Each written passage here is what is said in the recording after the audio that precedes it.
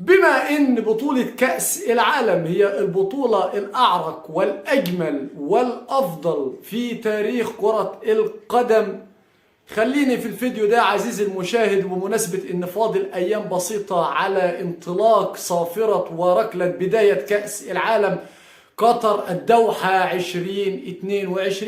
خليني في الفيديو ده اتكلم معاك عن اسماء وصور جميع اللاعبين الذين حققوا أفضل لاعب في كأس العالم وفازوا بلقب الكرة الذهبية في كأس العالم منذ 1982 وحتى 2018.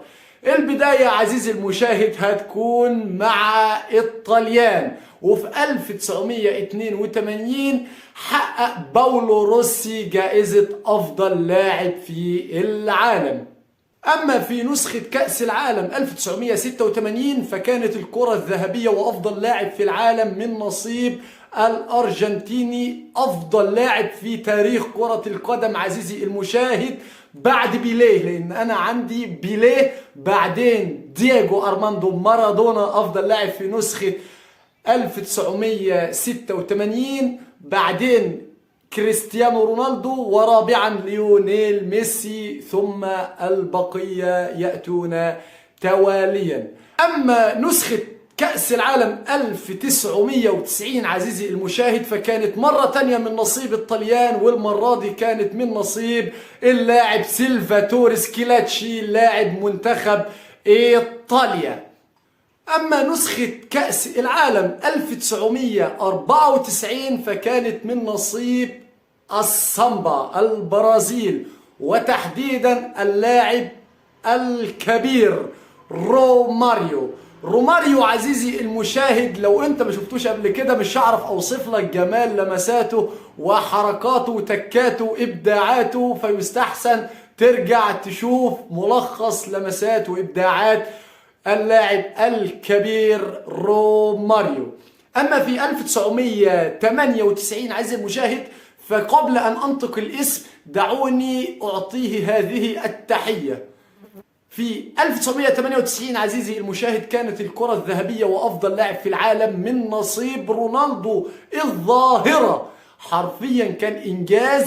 دلوقتي الناس واو هالاند وانطلاقة تاريخية، ارجع بقى لانطلاقة رونالدو في سن 21 وقارنه بانطلاقة هالاند في الفترة الحالية عزيزي المشاهد. أما نسخة كأس العالم 2002 عزيزي المشاهد فكان أفضل لاعب في العالم هو الحارس العملاق الكبير أوليفر كان، حارس مرمى الماكينات الألمانية. كنت أشاهد نهائي كأس العالم 2002 وكانت أول ذكرياتي مع كرة القدم الأوروبية والعالمية عندما سجل الظاهرة رونالدو الهدفين الشهيرين، وكان بأخطاء صريحة وواضحة من حارس المرمى الكبير أوليفر كان التي خسرت ألمانيا من وجهة نظري بسببه نسخة نهائي كأس العالم 2002. رغم ذلك عزيزي المشاهد لم يمنعه ذلك من أن يكون أفضل لاعب في نسخة 2002 والتتويج بالكرة الذهبية نسخة كأس العالم 2002. أما في 2006 فدعونا نعطي التحية لابن الصحراء لابن الخضراء زيزو زين الدين زيدان. ولا زلت أتذكر عزيزي المشاهد عندما طرد زيزو عندما حصل زين الدين زيدان على البطاقة الحمراء في نهائي كأس العالم 2006 ضد الطليان، النهائي الشهير اللي توج به الطليان. عزيزي المشاهد خليني أقول لك الشوالي كان يتغنى أياميها بزين، ودي كان من أسباب حبي للمعلق الرياضي عصام الشوالي، مقاطع انتشرت له وهو يمدح زين الدين زيدان، وعصام الشوالي صوته بيرن في وداني لحد دلوقتي وهو بيقول اقصى وكارت أحمر لزين الدين زيدان زيزو. أما الكرة الذهبية لأفضل لاعب في كأس العالم نسخة 2010 عزيزي المشاهد فكانت من نصيب الأوروغواي، وتحديدا من حظ ونصيب اللاعب دييغو فورلان.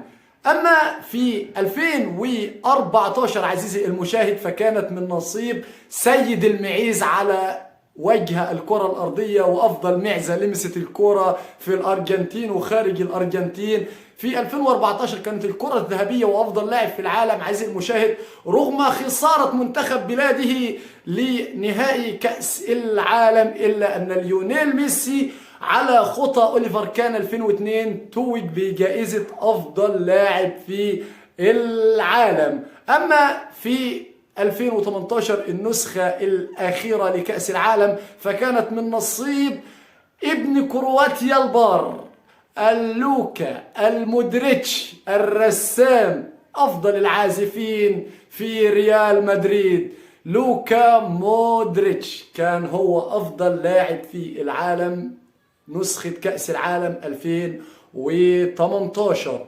وختاما سؤال الحلقة: من اللاعب الذي تتوقع أن يتوج بجائزة أفضل لاعب في العالم قطر 2022؟ خلونا نشوف آراءكم وتوقعاتكم، والسلام عليكم ورحمة الله وبركاته.